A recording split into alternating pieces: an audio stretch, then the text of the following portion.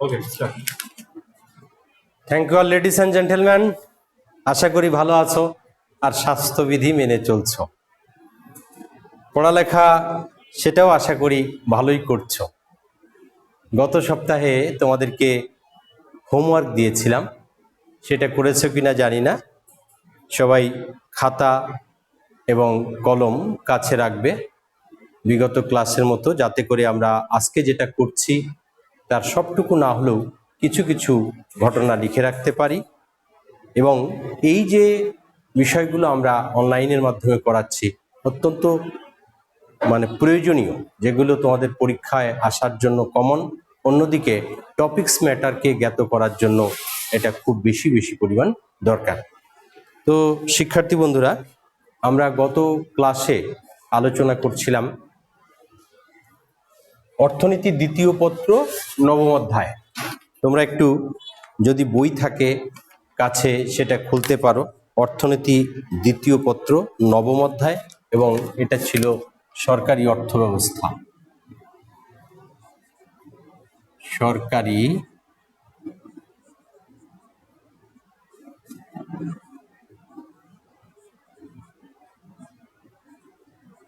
অর্থ ব্যবস্থা।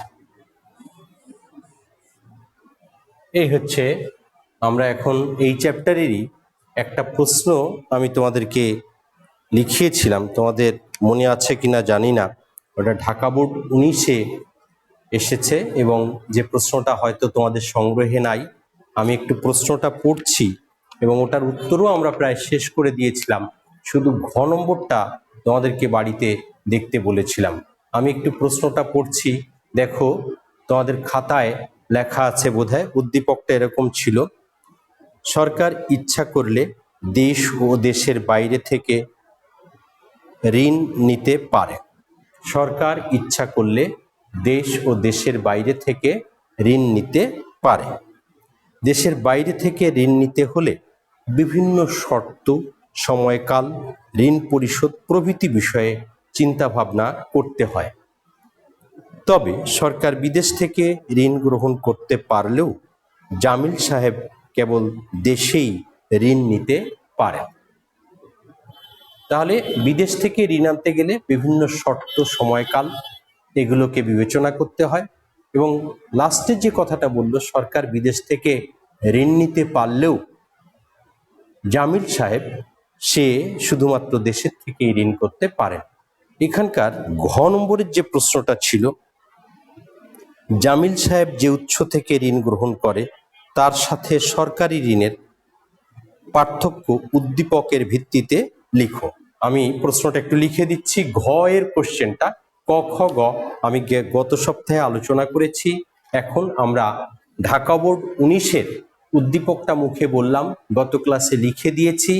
আর তা না হলে এখন লিখে রাখো, ঢাকা বোর্ড 19 মূল উপজীব্য হচ্ছে সরকার দেশের বাইরের থেকে বিভিন্ন শর্ত মেনে ঋণ করতে পারে, কিন্তু জামিল সাহেব নামে এক ব্যবসায়ী তিনি দেশের মধ্য থেকেই ঋণ করতে পারেন। হ্যাঁ, এবং আমাদের প্রশ্নটা রাখা হয়েছে, আমি লিখছি: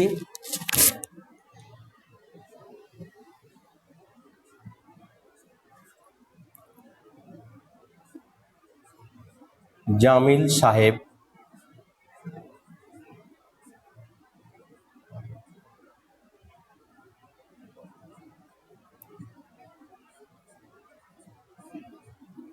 যে উৎস থেকে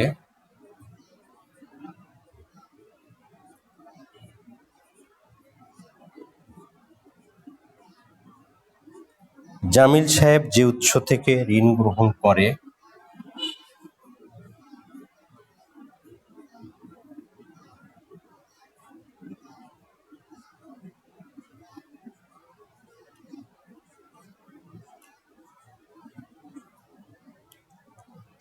তার সাথে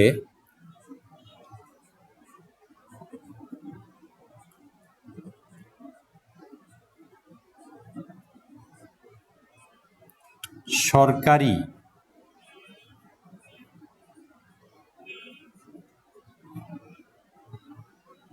ঋণের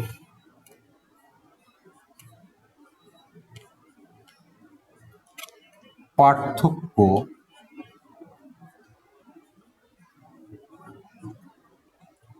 উদ্দীপকের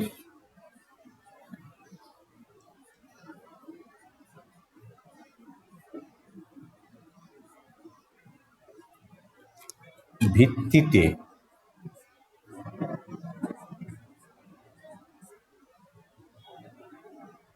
লিখো।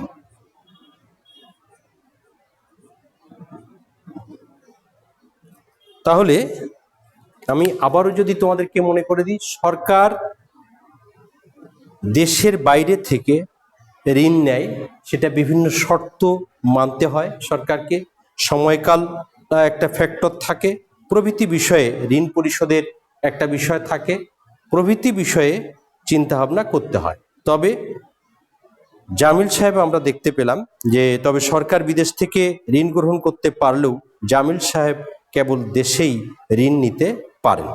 এখন ঋণ কি ধরনের ঋণ?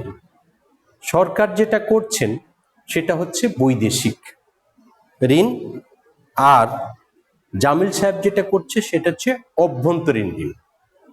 এই দুইজনের ঋণের ভিতরে, ঋণ নেওয়ার ভিতরে কি ধরনের পার্থক্য সেটাই আমাদের আলোচনার বিষয়, এবং উদ্দীপকের আলোকে সেটা আমাদের আলোচনা করতে হবে। আমি আবার বলছি, তোমাদের উদ্দীপকটা যদি মনে থাকে, আমি একটু আগে বললাম যে জামিল সাহেব তবে সরকার বিদেশ থেকে ঋণ গ্রহণ করতে পারলেও জামিল সাহেব কেবল দেশেই ঋণ নিতে পারেন। তাহলে জামিল সাহেব যে ঋণটা করছে সেটা হচ্ছে কি? অভ্যন্তরীণ ঋণ।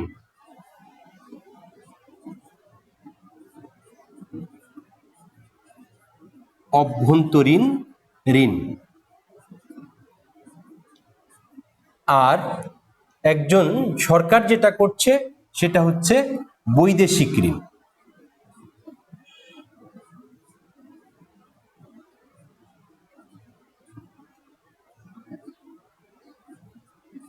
এখন এই দুটোর পার্থক্য আমাদেরকে লিখতে হবে। কি পার্থক্য আমরা যদি সেটা একটু লক্ষ্য করি, এখানে আমি লিখলাম পার্থক্যের বিষয়। কি বিষয়? এটা হচ্ছে সংজ্ঞা। অভ্যন্তরীণ ঋণ কাকে বলে? দেশের মধ্য থেকে যে ঋণ গ্রহণ করে, দেশের মধ্য থেকে কোনো ব্যক্তির কাছ থেকে হতে পারে, প্রতিষ্ঠান থেকে হতে পারে, ব্যাংক থেকে হতে পারে, দেশের মধ্যে একটা ভৌগোলিক সীমানার মধ্যে যে ঋণ গ্রহণ করে সেটা হচ্ছে কি? অভ্যন্তরীণ ঋণ। আর দেশের বাইরে অন্য দেশ থেকে যে ঋণ গ্রহণ করা হয়, অন্য দেশের কোনো প্রতিষ্ঠান থেকে, কোনো ব্যক্তির কাছ থেকে বা অন্য দেশ থেকে যে ঋণ গ্রহণ করা হয় তার নাম হচ্ছে বৈদেশিক ঋণ। বলা প্রয়োজন, আমাদের উদ্দীপক গত ক্লাসে আমি লিখে দিয়েছি, সেখানে জামিল সাহেবের ঋণটা ছিল অভ্যন্তরীণ ঋণ, আর সরকার যে ঋণ গ্রহণ করেছিলেন সেটা হচ্ছে বৈদেশিক ঋণ। তাহলে একটা সংজ্ঞাগত পার্থক্য আমরা বুঝলাম, এটা হচ্ছে দেশের মধ্যে আর এটা দেশের বাইরে। আমি অত ডিটেল লিখলাম না। এরপরে মেয়াদের দিক থেকে যদি ঋণ আমরা পৃথক করি, মেয়াদ কিরকম? মেয়াদ হচ্ছে সময়। অভ্যন্তরীণ ঋণটা স্বল্প মেয়াদী। অভ্যন্তরীণ ঋণটা কিরকম? এটা হচ্ছে স্বল্প মেয়াদী। স্বল্প মেয়াদী। আমরা যদি একটু ভাবতে চেষ্টা করি যে স্যার তুমি একজন ব্যক্তির কাছ থেকে ঋণ এনেছো, তা সেই ব্যক্তি তো এমনটা দেবে না 10 বছর, 20 বছর, 5 বছর। হয়তো আজকে এনেছো, 1 সপ্তাহ পরে, 1 মাস পরে, অথবা কোনো প্রতিষ্ঠান থেকে সেটা 1 বছর পরে। হ্যাঁ, অর্থাৎ দেশের মধ্যে ব্যক্তি আরেক ব্যক্তির কাছ থেকে যে ঋণটা গ্রহণ করে তার মেয়াদ থাকে কম। সেটা হয় কিরকম স্যার? স্বল্প মেয়াদী। কিন্তু সরকার যে ঋণ করে বিদেশ থেকে, আমাদের ভৌগোলিক সীমানার বাইরে গিয়ে অন্য কোনো দেশ বা প্রতিষ্ঠানের কাছ থেকে, সেই ঋণের মেয়াদটা হয় দীর্ঘমেয়াদী। এটা হচ্ছে দীর্ঘমেয়াদী। তাহলে স্যার সংজ্ঞা কি ছিল? একটা দেশের সীমানার মধ্যে, ভৌগোলিক সীমানার মধ্যে এক ব্যক্তি আর এক ব্যক্তি বা প্রতিষ্ঠানের কাছ থেকে যে ঋণ গ্রহণ করে তা ছিল অভ্যন্তরীণ ঋণ। আর দেশের বাইরে গিয়ে সরকার অন্য কোনো ব্যক্তি বা প্রতিষ্ঠানের কাছ থেকে যে ঋণ গ্রহণ করে তার নাম হচ্ছে বৈদেশিক ঋণ। তাহলে একটা গেল সংজ্ঞাগত পার্থক্য, একটা হচ্ছে মেয়াদের পার্থক্য। স্যার অভ্যন্তরীণ ঋণ যেটা জামাল করেছিল সেটা হচ্ছে স্বল্প মেয়াদী ঋণ, আর সরকার যেটা করেছিলেন সেটা হচ্ছে দীর্ঘমেয়াদী ঋণ।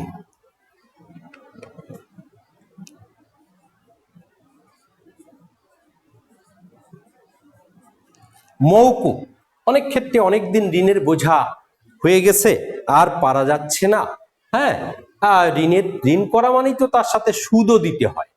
হ্যাঁ, সেটা দেশের মধ্যে হোক আর দেশের বাইরে হোক, সুদ বা কোনো কন্ডিশন থাকে। তো এই ক্ষেত্রটিতে আমরা যদি ব্যক্তির ক্ষেত্রে দেখি যে এক ব্যক্তি আর এক ব্যক্তির কাছ থেকে টাকা নিছে দেশের মধ্যে, সেটা অভ্যন্তরীণ ঋণ। এক্ষেত্রে সাধারণত ঋণ মওকুফ হয় না। অভ্যন্তরীণ ঋণের ক্ষেত্রে ব্যক্তি আর এক ব্যক্তির কাছে বা এক ব্যক্তি আর এক প্রতিষ্ঠানের কাছ থেকে যে ঋণ গ্রহণ করে সেই অভ্যন্তরীণ ঋণটা কি হয় না? মওকুফ হয় না। অন্যদিকে বৈদেশিক ঋণের ক্ষেত্রে দীর্ঘদিন চলতে চলতে এটা কখনো কখনো দেখা যায় যে মওকুফ হয়, কিছু না কিছু এটা মওকুফ হয়। তাহলে আমরা ইতিমধ্যে তিনটে পার্থক্য বললাম। একটা হচ্ছে কাকে বলে, দেশের মধ্যে যে ঋণ গ্রহণ করে সেটা অভ্যন্তরীণ ঋণ, দেশের বাইরে থেকে সরকার যে ঋণ করে সেটা বৈদেশিক ঋণ। মেয়াদ, অভ্যন্তরীণ ঋণের মেয়াদটা স্বল্প মেয়াদী, বৈদেশিক ঋণের মেয়াদটা দীর্ঘমেয়াদী। এটা হচ্ছে মওকুফের ক্ষেত্রে অভ্যন্তরীণ ঋণ কি হয় না? মওকুফ হয় না। তুমি পাশের কারো একজনের কাছ থেকে ঋণ এনেছো, তাকে তো তার সাথে সাথে আমরা যদি অর্থনৈতিক দৃষ্টিকোণ থেকে চিন্তা করি তাহলে ঋণ আনলে তার এগেনস্টে সুদ দিতে হবে, অর্থাৎ সুদও দিতে হবে এবং মূল টাকাও দিতে হবে। এক্ষেত্রে সাধারণত ঋণ মওকুফ হয় না, কিন্তু বৈদেশিক ঋণের ক্ষেত্রে কখনো কখনো এটা মওকুফ হয়।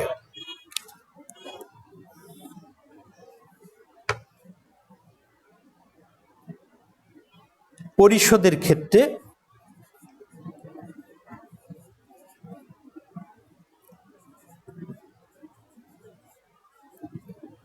অভ্যন্তরীণ ঋণ পরিশোধের ক্ষেত্রে আমরা দেখতে পাই যে স্যার কখনো কখনো যদি সরকারি অভ্যন্তরীণ ভাবে কোনো ঋণ গ্রহণ করত, তাহলে সেই ক্ষেত্রে সেই ঋণ পরিশোধের জন্য কখনো দেশের ভিতরে নোট ছাপায়ে অথবা কর ধার্য করে এই ঋণের টাকা বের করা যেত। কিন্তু বৈদেশিক ঋণের ক্ষেত্রে এগুলো সম্ভব না। বিদেশি ঋণ পরিশোধ করতে গেলে সেখানে স্বর্ণ থাকতে হয়। হ্যাঁ, স্বর্ণের একটা ব্যাপার সেখানে রয়েছে। তাহলে ঋণ পরিশোধের ক্ষেত্রে আমরা একটা বিষয় দেখতে পেলাম যে এক্ষেত্রে নোট ছাপানো যেতে পারে অথবা কর ধার্য করে এই টাকা কালেক্ট করা যেতে পারে। সেটা কিন্তু ব্যক্তির ক্ষেত্রে না, ব্যক্তি কখনো এই ক্ষমতা রাখে না, সরকারের ক্ষেত্রে। যাই হোক, এটাও এক ধরনের প্রসঙ্গত আলোচনা সাপেক্ষে, যদিও আমাদের উদ্দীপকে জামিল যে ঋণটা করেছিল সেইটার ক্ষেত্রে। এরপরে আমরা যদি দেখি যে শর্ত, অভ্যন্তরীণ ঋণের ক্ষেত্রে তেমন শর্ত থাকে না। হ্যাঁ, যে কঠিন যে আমার এইটা করতে হবে ওইটা করতে হবে, কিন্তু বৈদেশিক ঋণ আনতে গেলে, অন্য কোনো দেশের থেকে ঋণ আনতে গেলে তারা বিভিন্ন রকম চুক্তি জুড়ে দেয়, বিভিন্ন রকম দেখা যায় সুদের হার, সুযোগ সুবিধা, পণ্য এর দাম নির্ধারণের ক্ষেত্রে, তারপরে পরিবহন সেক্টরটাকে তারা হয়তো তাদের জাহাজ কাজে লাগাতে হবে অথবা কোনো সমুদ্র পথকে ব্যবহার করবে। এরকম বৈদেশিক ঋণের ক্ষেত্রে বিভিন্ন রকম শর্ত আরোপ থাকে, যেটা আমাদের দেশীয় অর্থাৎ অভ্যন্তরীণ ঋণের ক্ষেত্রে দেশের মধ্যে যে ঋণ হয় সেখানে খুব একটা শর্ত আমাদেরকে মেনটেন করতে হয় না। এই ছিল ঢাকা বোর্ড 19-এর ঘ নম্বরের প্রশ্নটা। আশা করি তোমরা বুঝতে পারলে। আবারও তোমরা শুনে নাও, ঢাকা বোর্ড 19-এর ক খ গ ঘ আলোচনা করা হলো। তোমরা মনে রাখো, খাতায় লিখে রাখো। ঢাকা বোর্ড 19-এর উদ্দীপকটা যদি আমি লিখে দিয়েছিলাম সেটা সংগ্রহে থাকে, তাহলে অন্য কেউ চাইলে সেটা সাহায্য করবে, অথবা তোমরা বইতেও এটা পেতে পারো। এখন আমরা আর একটা প্রশ্নে চলে যাচ্ছি। তা আশা করি শিক্ষার্থীরা এটা বুঝতে পেরেছো। আমি এখন মুছে ফেললাম।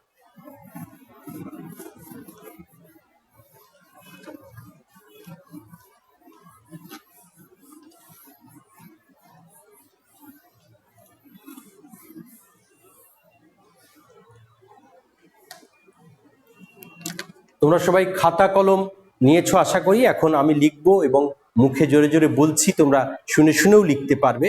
এখন আমরা লিখছি, সেটা তোমরা লেখো। রাজশাহী বোর্ড 19,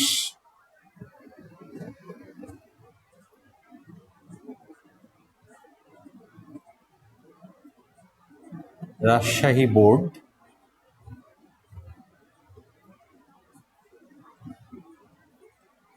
19। তোমরা আশা করি শুনতে পাচ্ছ, রাজশাহী বোর্ড 19। লেখো নোমান, সবাই লিখবে।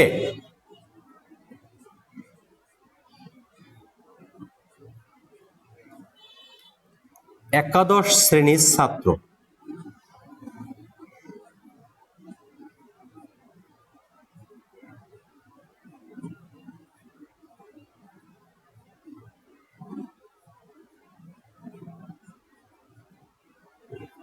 রোমান একাদশ শ্রেণীর ছাত্র।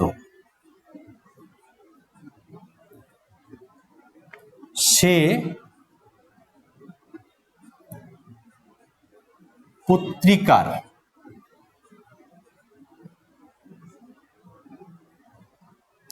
মাধ্যমে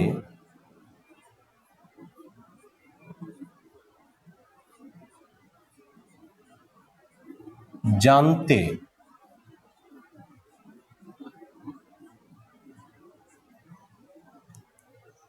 পারে।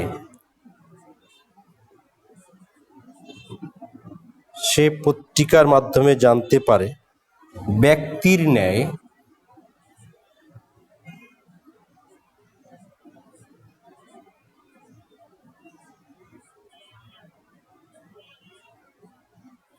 ব্যক্তির ন্যায় সরকারও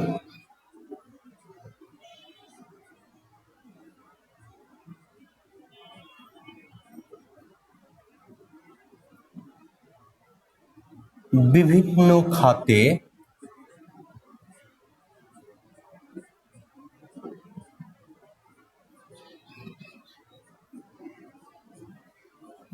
ব্যয়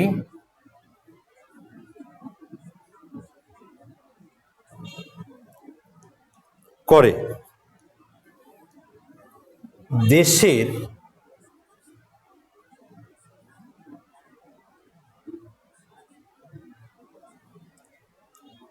সুষম উন্নয়ন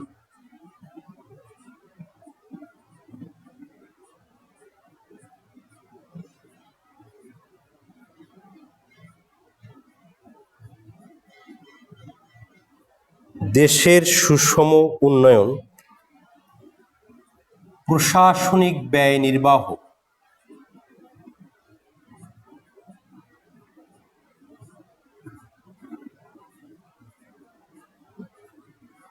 ব্যয়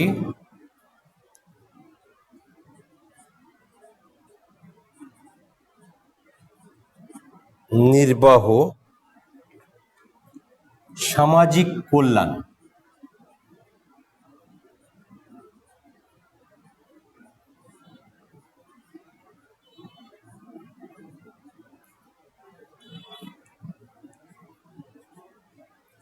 সামাজিক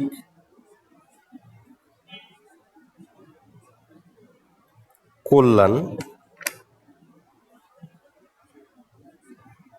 বাণিজ্য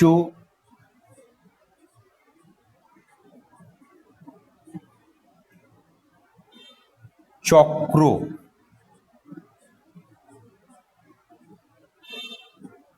নিয়ন্ত্রণ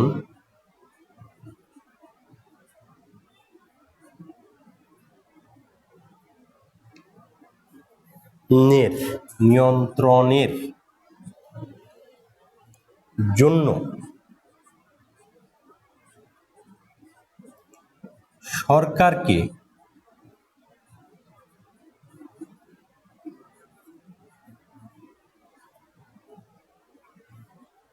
ব্যয় করতে হয়।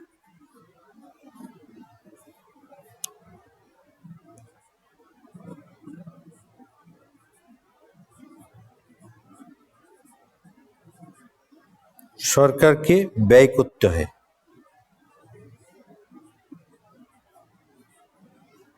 এই জন্য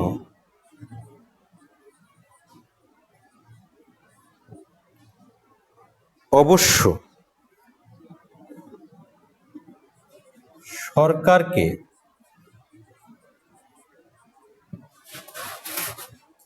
এজন্য অবশ্য সরকারকে কর ও কর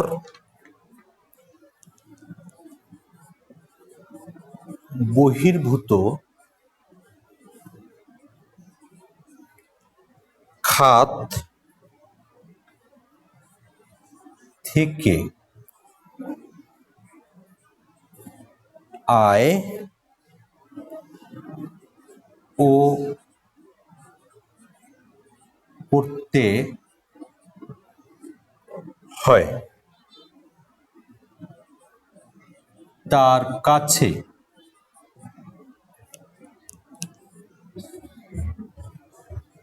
বিষয়টি খুব মজার মনে হয়। আশা করি তোমরা প্রশ্নটা লিখতে পেরেছো। উদ্দীপকটা আমি আবারও একটু পড়ে শোনাচ্ছি, তোমরা যদি লিখতে কোথাও অসুবিধা হয় আমার পড়ার মাধ্যমে সেটাকে লিখতে পারবে। নোমান একাদশ শ্রেণীর ছাত্র। সে পত্রিকার মাধ্যমে জানতে পারে ব্যক্তির ন্যায় সরকারও বিভিন্ন খাতে ব্যয় করে। দেশের সুষম উন্নয়ন, প্রশাসনিক ব্যয় নির্বাহ, সামাজিক কল্যাণ, বাণিজ্য চক্র নিয়ন্ত্রণের জন্য সরকারকে ব্যয় করতে হয়। এজন্য অবশ্য সরকারকে কর ও কর বহির্ভূত খাত থেকে আয় করতে হয়। তার কাছে বিষয়টি খুব মজার মনে হয়। এখান থেকে দেখো প্রশ্নগুলো কি এসেছে। ক, তোমরা একটু দ্রুত লিখবে। কর বলতে কি বুঝো? খ, সরকারি ঋণের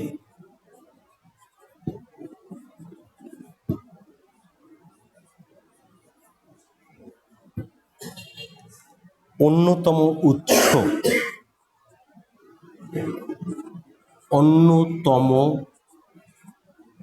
উৎস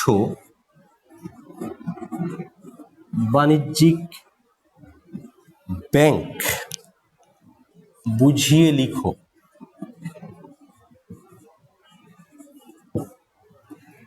গ,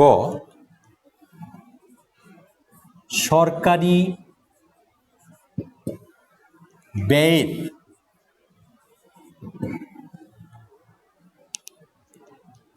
বিভিন্ন খাতসমূহ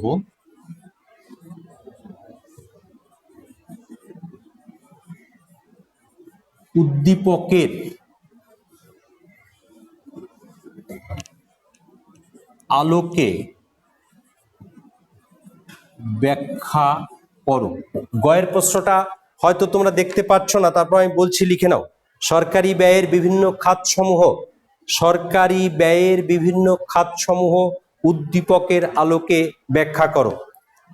এবং ঘয়ের প্রশ্নটা আমি উদ্দীপক মুছেই ফেলতে হচ্ছে, কারণ এর পরবর্তীতে আরেকটু লেখার আছে। আমি যেখানে শেষ করব বাদ বাকিটা তোমরা বাসায় হোমওয়ার্ক হিসাবে এটা রেডি করে ফেলবে, যাতে আমি পরবর্তী ক্লাসে এসে এখান থেকে তোমাদের কাছ থেকে প্রত্যাশা করতে পারি যে এই প্রশ্নটা তুমি বুঝেছো। ঘয়ের প্রশ্নটা লেখো। সরকারের আয়ের উৎস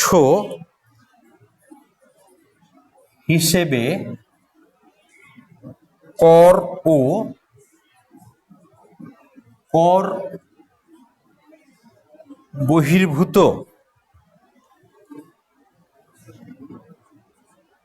খাতের কোনটির উপর গুরুত্ব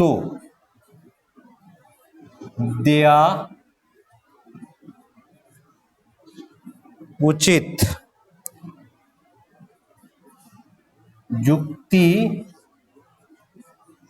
সহকারে বিশ্লেষণ করো, যেটা হায়ার অর্ডারের কোশ্চেন, উচ্চতর দক্ষতা। এখন আমি উত্তর করতে চেষ্টা করি কর বলতে কি বুঝো। আমরা সবাই শব্দটার সাথে পরিচিত, কিন্তু কর কি স্পেসিফিক ভাবে আমরা বলবো কোনো রকম সুযোগ সুবিধার প্রত্যাশা না করে সরকার কর্তৃক নির্ধারিত বাধ্যতামূলকভাবে যে অর্থ আমাদেরকে প্রদান করতে হয় তার নাম হচ্ছে কর। আবার বলি, কর কি? কর বলতে কি বুঝি? কর বলতে আমরা যেটা বুঝি সেটা হচ্ছে সরকার কর্তৃক নির্ধারিত এবং কোন রকম সুযোগ সুবিধার প্রত্যাশা না করে বাধ্যতামূলকভাবে সরকারকে যে অর্থ প্রদান করা হয় তার নাম কর। সেকেন্ড কোশ্চেনটা দেখো, সরকারি ঋণের অন্যতম উৎস বাণিজ্যিক ব্যাংক, বুঝিয়ে লেখো। সরকার ঋণ করতে পারেন দেশের মধ্য থেকে এবং দেশের বাইরে থেকে। আমরা একটু আগে একটা কোশ্চেনে দেখেছি অভ্যন্তরীণ ঋণ আর হচ্ছে বৈদেশিক ঋণ। তো অভ্যন্তরীণ ঋণের ভিতরে যখন সরকার কোনো প্রাতিষ্ঠানিক উৎস থেকে ঋণ গ্রহণ করে তার ভিতরে একটা অন্যতম উৎস হচ্ছে বাণিজ্যিক ব্যাংক। বাংলাদেশের প্রেক্ষাপটে আমরা যদি পর্যালোচনা করি, সরকার যে ঋণ করে থাকেন যে সকল সোর্স থেকে, তার ভিতরে প্রাতিষ্ঠানিক যেসব উৎসগুলো রয়েছে তার মধ্যে অন্যতম একটা উৎস হচ্ছে বাণিজ্যিক ব্যাংক। আমরা সাম্প্রতিক বছরগুলো যদি লক্ষ্য করি তাহলে দেখতে পাবো সরকার বিভিন্ন সময়ে জনকল্যাণের জন্য, সামগ্রিক কল্যাণের জন্য, আমাদের দেশের মাথাপিছু আয়কে আরো বাড়িয়ে নেওয়ার জন্য বিভিন্ন ক্ষেত্রে উন্নয়নের দিকগুলোকে চিন্তা করছেন। কখনো গ্রামীণ অর্থনীতির উন্নয়নের দিকে তাকাচ্ছেন। আবার তোমরা জানো এই যেমন পদ্মা সেতু হচ্ছে, এরকম বাংলাদেশে আরো বিভিন্ন জায়গায় রাস্তা ঘাট কলকারখানা এ সমস্ত ব্যয় নির্বাহ করার জন্য সরকার কি করে থাকেন? ঋণ করে থাকেন। এবং সেই ঋণ সংগ্রহের জন্য দেশের মধ্যে যদি আমরা লক্ষ্য করি তাহলে উল্লেখযোগ্য একটা প্রতিষ্ঠানিক উৎস হচ্ছে বাণিজ্যিক ব্যাংক, কমার্শিয়াল ব্যাংক। যেমন ধরো সোনালী ব্যাংক, অগ্রণী ব্যাংক, জনতা ব্যাংক, হ্যাঁ, এই সমস্ত ব্যাংকগুলোই কিন্তু আসলে বাণিজ্যিক ব্যাংক। তাহলে আমরা সরকারি ঋণের অন্যতম উৎস বাণিজ্যিক ব্যাংক, এটাকে বোঝাতে পারলাম। এবার গ নম্বরে বলেছে সরকারি ব্যয়ের বিভিন্ন খাত সমূহ উদ্দীপকের আলোকে ব্যাখ্যা করো। এখানে তোমরা অনেকেই গতানুগতিক ভাবো যে বইতে যে খাতগুলো রয়েছে অথবা তোমরা গাইডে বা নোট থেকে যে সমস্ত উত্তরগুলো পড়ো সেগুলোকেই লিখে দিতে চেষ্টা করো, তাহলে তো প্রশ্নটার কোনো অর্থই থাকে না। এই যে প্রশ্ন দেওয়া হয়েছে সেখান থেকে তোমাকে প্রয়োগ করতে হবে। প্রশ্নে পরিষ্কার লিখেছে উদ্দীপকের আলোকে, অর্থাৎ উদ্দীপকে যে সমস্ত ব্যয়ের খাতগুলো আলোচনা করা হয়েছে সেগুলোকে তোমার চিন্তা করতে হবে এবং বিশ্লেষণ করতে হবে। তাহলে আমি মুছে ফেলেছি, তারপর আমার কাছে রয়েছে। তুমি দেখো একটু আগে যেটা লেখালাম সেখানে পরিষ্কার ছিল দেশের সুষম উন্নয়ন, তার ব্যয়ের আমরা উদ্দীপক থেকে প্রথম একটা পয়েন্ট পেলাম। সেটা কি পেলাম? যে সুষম উন্নয়ন। আমি ঘ নম্বর প্রশ্নটা আবারও বলে মুছে ফেলছি। সরকারি আয়ের উৎস হিসেবে কর ও কর বহির্ভূত খাতের কোনটির উপর গুরুত্ব দেওয়া উচিত, যুক্তি সহকারে বিশ্লেষণ করো। এবং গ নম্বরে আমরা একটা পেয়ে গেলাম যে সেটা হচ্ছে কি সুষম উন্নয়ন। সুষম উন্নয়ন প্রথম যেটা আমরা পেলাম সেটা কি পেলাম? সুষম উন্নয়ন।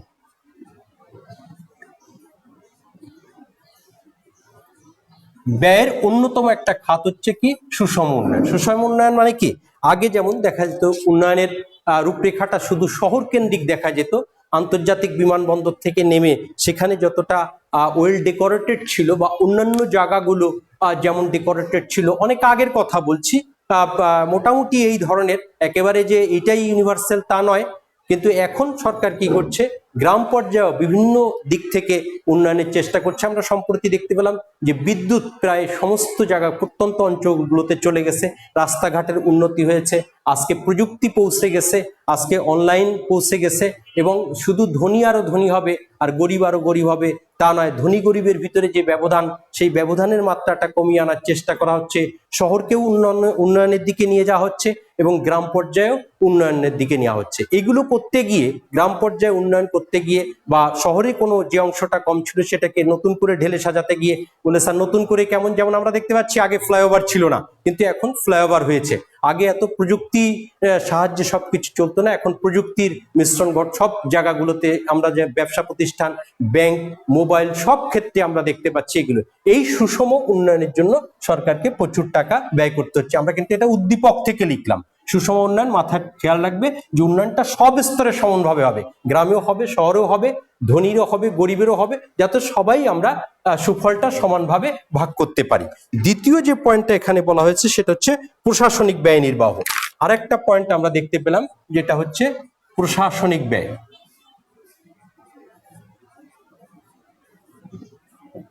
আমরা দেখতে পাচ্ছি সরকারের বিভিন্ন মন্ত্রণালয় চলছে, কখনো শিক্ষা মন্ত্রণালয়, সবকিছু একসাথে, শিক্ষা মন্ত্রণালয়, কৃষি মন্ত্রণালয়, অর্থ মন্ত্রণালয়, বিভিন্ন মন্ত্রণালয়গুলো চলছে এবং সেইগুলো চলতে গিয়ে একদম মানে রুট পর্যায়ে, একদম গ্রামীণ পর্যায় থেকে শহর পর্যন্ত একটা প্রোটোকল আছে এবং সেখানে বিভিন্ন অফিসগুলো কাজ করছে বিভিন্ন জায়গায়, কখনো কোথাও পৌরসভা অফিস, কোথাও উপজেলা অফিস, কোথাও থানা, হ্যাঁ, এরকম বিভিন্ন রকম অফিসগুলো চলছে। সেই অফিসগুলো চালাচ্ছে যারা, হ্যাঁ, সেই প্রশাসনটাকে যারা মজবুত রাখছে, শক্ত রাখছে, সচল রাখছে, এটা করার জন্য প্রশাসনিকভাবে অনেক টাকা কি হচ্ছে, ব্যয় হচ্ছে। তাহলে আমরা উদ্দীপক থেকে আরেকটা পেলাম প্রশাসনিক ব্যয়। তোমরা কিন্তু একটা ভুল যেটা করো, গতানুগতিক কয়েকটা পয়েন্ট মনে রাখো, সেখান থেকে উত্তরগুলো করো।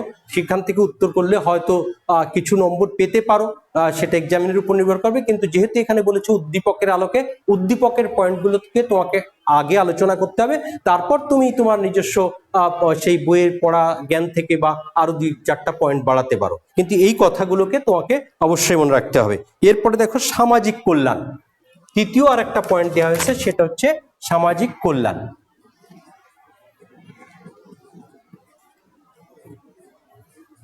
আমরা দেখতে পাচ্ছি সামাজিক কল্যাণের জন্য কি সরকার অনেক টাকা ব্যয় করতেছেন। আমরা চিকিৎসার ক্ষেত্রে দেখতে পাচ্ছি, আমরা মানুষের জীবনযাত্রাকে আরো সুন্দর করার জন্য দেখতে পাচ্ছি।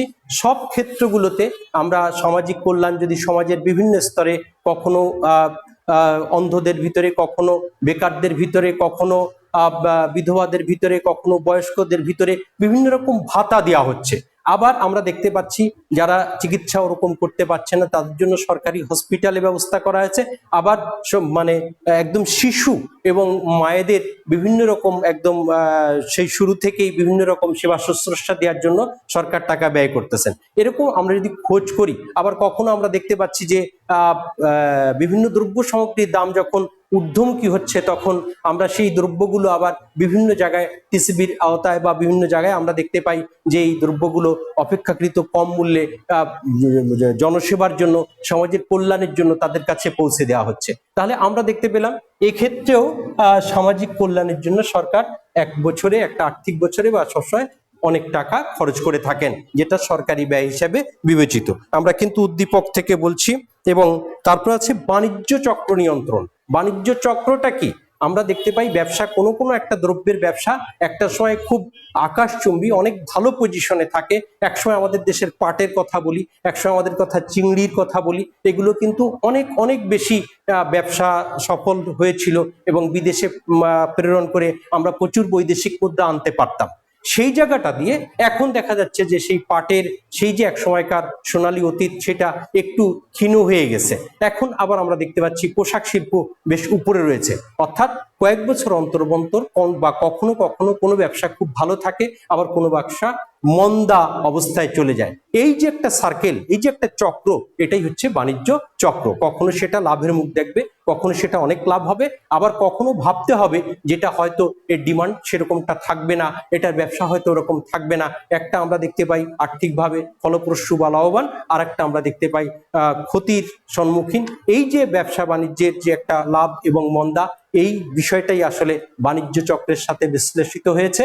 এই বাণিজ্য চক্রকে সঠিক রাখার জন্য, হ্যাঁ, যখন এই ব্যবসাটা ফল করছে, পড়ে যাচ্ছে, সেটাকে আবার টেনে তোলার জন্য, সেটাকে আরো ফলপ্রসূ করার জন্য, হ্যাঁ, আমরা দেখতে পাই যে এক্ষেত্রেও সরকার অনেক টাকা ব্যয় করে থাকেন। এই মুহূর্তে আমরা দেখতে পেলাম যে আমাদের সময় শেষ হয়ে গেছে। আশা করি বুঝতে পেরেছো। তারপরও তোমরা বই পড়বে, না বুঝলে আবারও চেষ্টা করবে। আগামী ক্লাসে আমরা যখন আসবো তখন তুমি এই বিষয়গুলোকে আবার একটু পড়াশোনা করে আসবে, তাহলে আস্তে আস্তে আস্তে আমরা বুঝতে পারবো। আর সবাই স্বাস্থ্যবিধি মেনে চলবে। যদি একেবারেই একান্তেই ঘরের বাইরে যেতে হয়, মাস্ক পরিধান করবে, স্বাস্থ্যবিধি মেনে চলবে। সবাই ভালো থাকবে।